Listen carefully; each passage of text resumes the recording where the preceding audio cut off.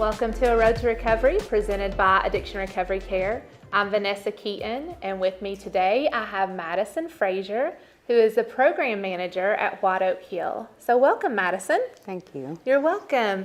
So Madison, I know you have a story, a past of addiction and a story of recovery. So tell the audience a little bit about that. How did you get to where you are today? Well, I started using when I was really young, and I spent the majority of my life in addiction.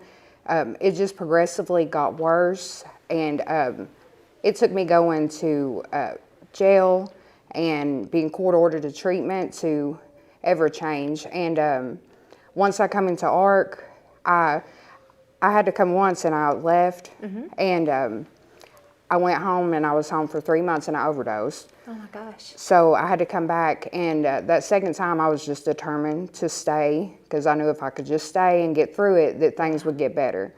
And I saw all my peer support and all these people that had been in addiction, and it really inspired me to stay. And so I ended up staying. I completed internship at Lydia's house, and then was hired at Creekside as a peer support specialist. Okay. We moved to White Oak Hill.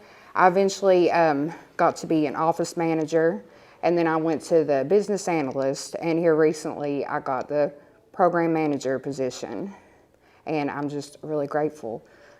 That's awesome. Oh my gosh. So you have came so far, and I love that you're a program graduate and that your career path, you've had many different careers since you've been here. So how long have you been in recovery now, Madison? Almost 3 years. It'll be 3 years in June. Wow. So you've learned a lot. Yeah, in 3 years, a whole lot has changed. Yeah. It's completely different. Oh my gosh, I love that. And how inspiring. Just like you said, when you came as a client, your peer support inspired you to be able to say, hey, maybe I can do this. Yeah. And now you get to be that inspiration to so many other people who come through the program.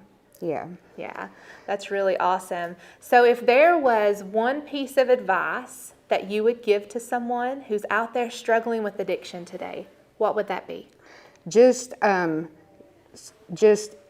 look for help and stay. If you come into treatment, like some days are hard, but just stick it out. And over time, eventually stuff starts to change. And once you can see that change, it makes you want to stay, and it makes it all worth it.